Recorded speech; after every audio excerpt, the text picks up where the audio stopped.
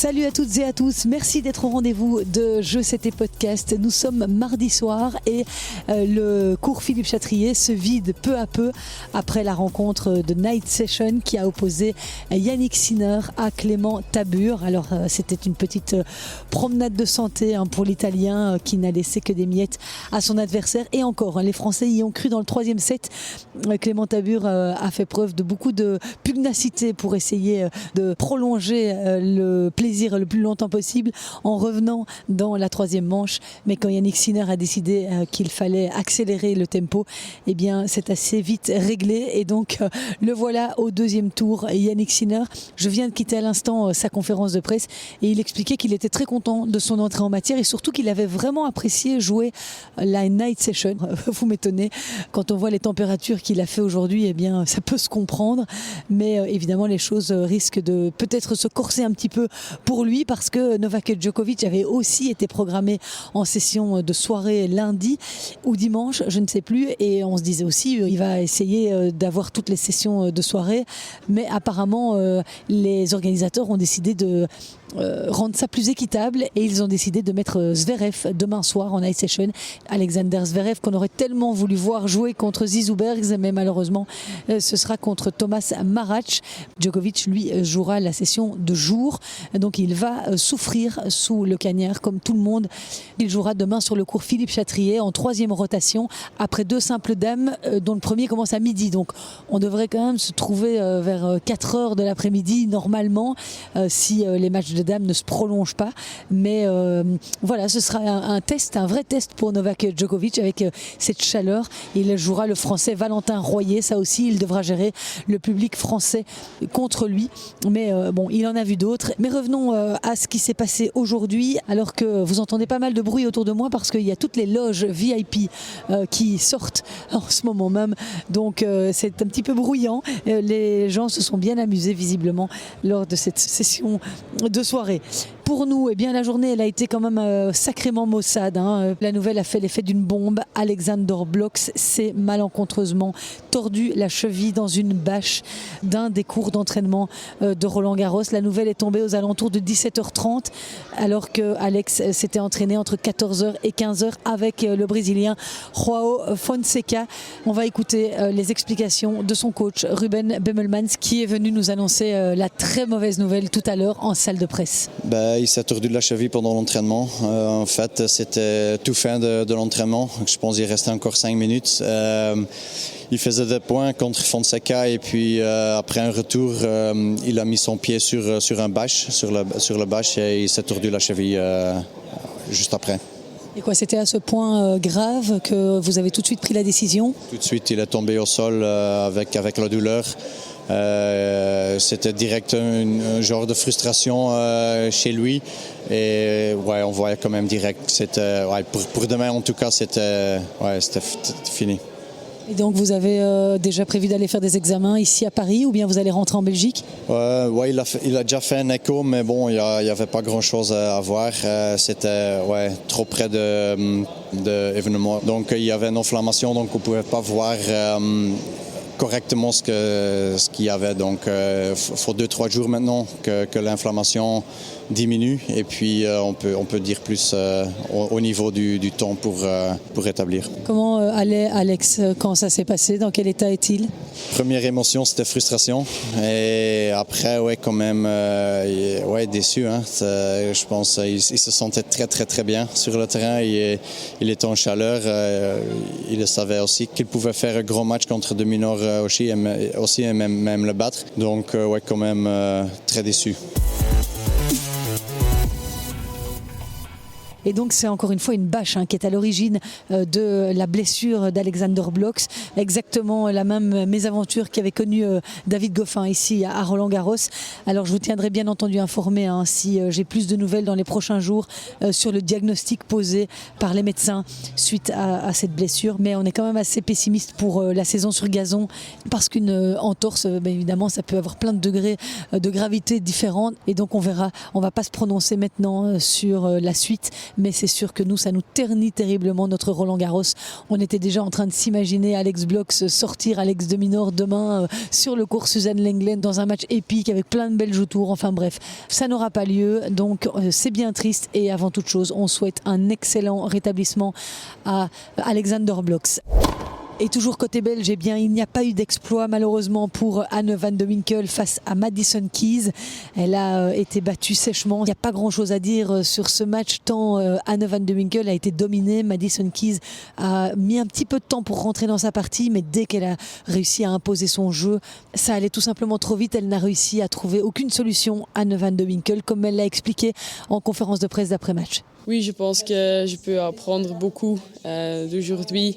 J'ai joué contre une fille qui a gagné un grand chelem, qui est vraiment le top de tennis. Donc, je pense que oui, j'ai eu des chances un petit peu au début de match, mais je n'ai pas réussi à prendre mes chances là. Et puis, elle a gagné un peu de confiance. Et le deuxième set, je pense qu'elle a juste joué très très bien. Et là, je ne peux pas faire quelque chose de différent. Je pense que c'était juste trop bien pour moi. Mais au début de match, oui, c'est un peu dommage que je n'ai pas joué à mon niveau là. Il y avait aussi des Belges sur les cours en double aujourd'hui et malheureusement ils étaient sur le même terrain. Zizou Bergs et Raphaël Collignon étaient opposés à Sander Gilles et son partenaire hollandais Sam Verbeek. Raphaël Collignon et Zizou Bergs se sont imposés 7-6, 7-6. Une défaite particulièrement amère à encaisser pour Sander Gilles. Il nous explique pourquoi. Oui, je pense que j'ai bien réussi à me concentrer. Le jour avant, c'était un peu difficile parce que j'ai quand même beaucoup parlé avec les gars avant le tournoi. Je sais bien qu'ils s'en foutent complètement de double. Ils n'étaient pas sûrs de jouer. Alors bien sûr, quand le tirage est sorti, c'était pas grave pour moi, mais il y a toujours la chance qu'ils ne jouent plus. De cette façon, c'est très frustrant qu'ils ont joué. Surtout de la manière qu'ils ont joué parce que je trouve qu'ils s'en foutent, ils n'ont pas de pression. Je pense qu'ils ont sorti le meilleur match possible qu'ils peuvent. C'est pas possible qu'ils jouent mieux qu'aujourd'hui. Et ouais, je suis très déçu, bien sûr, parce que nous avons dominé le match complètement, du début jusqu'à la fin. On était mieux en service, on était mieux en retour, on était mieux au filet. On a créé des opportunités presque chaque jeu. Alors comme ça, c'est très frustrant parce qu'on avait tellement mérité ce match. Maintenant, on a perdu un premier tour. Avec un résultat comme ça, un grand chelem, ça reste dans tes résultats toute l'année. Alors, pour la carrière, c'est horrible. Alors, si tu prends tout ça, je suis assis comme, très frustré. Ça fait beaucoup mal. C'est juste un petit peu parce que c'est eux. Mais si c'était contre des autres mecs comme ça, je disais pareil. Parce que bien sûr, s'il y avait des autres joueurs de simple, c'était probablement la même chose. Contre eux, ça fait encore un peu plus mal. Parce que c'est bien qu'on était mieux. Et en plus, c'est même pas sûr qu'ils vont jouer le prochain match. Alors, ça fait hyper mal. J'ai plus rien à dire, en fait. L'humeur était évidemment tout autre du côté de Raphaël Collignon et de Zizou Bergs qui se réjouissaient de cette victoire en double. Je pense qu'on a pris le double du bon côté. On a été, voilà, pour moi en tout cas, pour ressentir encore les conditions de match, pour travailler avec un peu plus de... sans stress, voilà, essayer de bien servir, de faire un peu des volets, de travailler le retour dans des conditions un peu moins stressantes que le simple, parce que le simple, c'est que de la performance. Le double, évidemment, on a envie d'être performant, mais on peut, entre guillemets, tenter quelques trucs pour travailler pour notre simple, parce qu'avant tout, on est des joueurs de simple. Donc ça a bien fonctionné aujourd'hui. C'était très sympa de partager le terrain avec Zizou, comme d'habitude, avec les Belges aussi venus en nombre, donc c'était très sympa et c'était une bonne journée au boulot. C'est dommage d'être tombé directement sur lui parce que ça fait jamais plaisir de jouer contre un Belge, surtout lui qui est spécialiste de la discipline. Mais voilà, on a eu aussi beaucoup de chance au premier, je pense. On a réussi à faire tourner le truc et puis après le momentum est un peu tombé vers nous dans le deuxième. Mais voilà, évidemment, ça fait jamais plaisir pour Sander, mais voilà, c'est comme ça. Voilà, je pense que juste avec l'équipe qu'on a, on veut vraiment pousser vers le plus haut possible. Et ce sera bien d'avoir aussi les autres options, tu vois, si quelque chose passe avec Sander ou Joran, qu'on a développé assez en double pour aussi prendre le match si c'est nécessaire. si tu veux jouer en double, je pense que toujours il faut prendre un peu d'expérience et de prendre un petit match par petit sera bien pour nous comme équipe de développer. Et sinon, pour ce qui s'est passé brièvement sur les cours aujourd'hui, je remercie infiniment Maxime Descamps qui m'a fait le petit tour d'horizon pour m'épauler. Et il y a d'abord eu cette énorme surprise dans le tableau masculin, la sortie au premier tour de Daniil Medvedev. Il a été éliminé par l'Australien Adam Walton, 97e mondial et invité par les organisateurs. Et ce n'est plus vraiment un accident finalement pour Daniil Medvedev à Paris. C'est sa 2e élimination au premier tour d'affilée, sa 3e en 4 ans. Et même la 7e défaite au premier tour en 10 participations à Roland-Garros. La terre battue parisienne reste clairement son grand chelem maudit. Daniil Medvedev, le Russe a refusé de tout mettre sur le compte de la chaleur ou des conditions météo, mais il a quand même lâché cette petite phrase: je sais pourquoi je ne joue pas mes meilleurs matchs à Roland-Garros, mais si je le dis, ce sont des excuses. Voilà sa déclaration. Ce qui est marquant, c'est surtout le côté totalement décousu de ce match. Medvedev a gagné les 2e et 4e set assez facilement, mais il a disparu presque dans les 1er et 3e sets. À l'arrivée, Walton est resté le plus stable, surtout dans le 5e set, et il signe évidemment l'une des plus grosses performances de sa carrière. Adam Walton avait déjà battu Medvedev, c'était à Cincinnati en 2025. Ce n'était donc pas un joueur qui arrivait comme ça sans aucun repère face aux Russes, et mentalement, eh bien, ça a peut-être dû peser. Et il y en a un autre qui a fait trembler la terre parisienne, c'est Moïse Kouamé. Énorme performance pour le jeune homme de 17 ans. Il a battu Marin Cilic en 3-7, 7-6, 6-2, 6-1. Battre un ancien vainqueur en Grand Chelem pour son entrée à Roland-Garros, c'est quand même pas mal, même si évidemment Marin Cilic n'est plus du tout à son prime, mais ça reste une énorme performance. Moïse Kouamé devient tout simplement le plus jeune joueur à gagner un match en Grand Chelem depuis 17 ans et le plus jeune joueur à passer un tour à Roland-Garros depuis 1991. Il y a aussi un petit symbole générationnel assez sympa, c'est que la veille, eh bien, Roland-Garros disait au revoir à Gaël Monfils. Le lendemain, un Français de 17 ans gagne son premier match dans le tableau. Donc voilà, c'est vrai que ça donne très fort l'impression d'un passage de relais. Ce qui impressionne chez Moïse Kouamé, ce n'est pas seulement la victoire, mais c'est la manière. Après un premier set accroché quand même assez difficilement, il a déroulé complètement contre le Croate, avec le public derrière lui, un public qui était en feu. Il n'a ressenti aucune pression, il a été droit devant, 3 petits sets. Ce n'est pas facile de rester dans le moment présent sans penser au score. Cela n'aurait pas été possible sans l'énorme soutien que vous m'avez apporté. Voilà les déclarations de Moïse Kouamé sur le court juste après le match. Stefanos Tsitsipas, lui, n'a pas dû s'employer beaucoup aujourd'hui sur le court. Il a profité de l'abandon d'Alexandre Muller, qui est malheureusement touché au mollet. Matteo Arnaldi, récent vainqueur du Challenger de Cagliari, a sorti Talon Griekspoor en 4-7, alors que le Néerlandais menait 6-2 au tie-break du 3e set. Talon Griekspoor n'est décidément plus trop dans son assiette. Valentin Vachereau s'en est sorti en 4-7 contre le jeune Français Thomas Forel, issu des qualifications et qui a déjà montré de très bonnes choses ces dernières semaines sur terre battue, mais le Monégasque s'en est sorti. Le plus long match de la journée, et on l'a suivi parce qu'il était sur le court sur lequel allait monter Anne van de Winkel, et bien c'était celui qui opposait Vit Kopriva à Corentin Moutet, et c'est finalement le Tchèque qui l'a emporté en 5-7 après 4h24 de match dans la chaleur. Je ne vous dis pas l'état des organismes après ça. Léa Nertin, lui, continue sur sa lancée de Genève, où il a été chercher le titre la semaine dernière. Il a sorti Christian Garin, qui est quand même un spécialiste de la terre battue. Il lui a même infligé 2-6-0 dans le match. Il a perdu 1-7 malgré tout, 6-0, 2-6, 6-0, 6-2. C'était très expéditif comme rencontre. Jan-Lennart Struff, lui, a sorti le quart de finaliste de l'année passée, Alexander Bublik. Superbe match de l'Allemand, même si Bublik n'a pas fait un grand match. Il a dû faire face à 19 balles de break et a cédé son service à 7 reprises.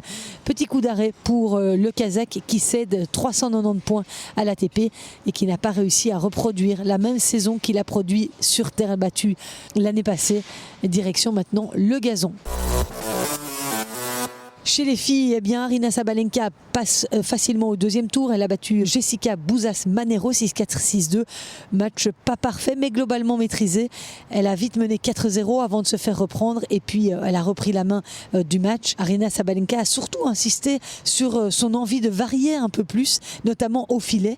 Elle a dit que c'était la partie la plus fun du jeu pour elle et qu'elle était très heureuse d'avoir pu amener ça en match. Eh bien, continue Aryna, parce que si elle continue à faire des variations comme ça et à développer son jeu en amorti, en slice, eh bien ça va faire des dégâts parce qu'elle a déjà toutes les autres armes. Aryna Sabalenka. Coco Gauff, qui est la tenante du titre, passe aussi. Victoire contre Taylor Townsend 6-4, 6-0. Un début un petit peu tendu pour Coco Gauff et puis elle a totalement pris le contrôle de la rencontre. Elle a gagné 11 des 12 derniers jeux du match. Donc départ plutôt moyen pour la tenante du titre, mais une vraie montée en puissance derrière et tout cela est très convaincant.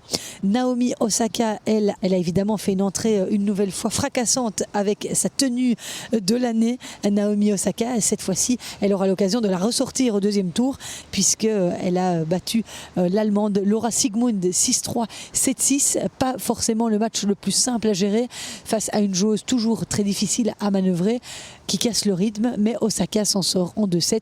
La japonaise continue de chercher des repères sur terre battue et c'est vrai que ce genre de victoire est importante pour elle. Gagner sans s'embarquer dans un troisième set, c'était déjà très positif. Maria Sakkari, elle, a sorti Linda Noskova, tête de série numéro 12. C'est un vrai bon résultat pour Maria Sakkari qui avait besoin d'un match référence en Grand Chelem. Ça fait très longtemps qu'elle n'en a plus eu.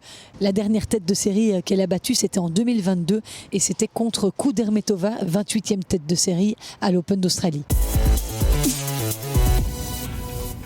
Toujours dans le tableau féminin, eh bien, Loïs Boisson n'a pas réussi à reproduire l'exploit de l'an dernier. Elle a été battue dès le premier tour par Anna Kalinskaya.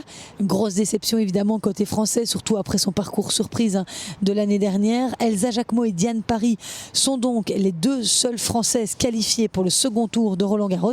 Et sachez que c'est le pire bilan français en simple dame depuis 45 ans, selon un tweet du compte Jeux 7 et Math. Et puis dans le duel des ados entre Ivanovic et Alexandra Eala, eh bien c'est Ivanovic qui s'est imposé.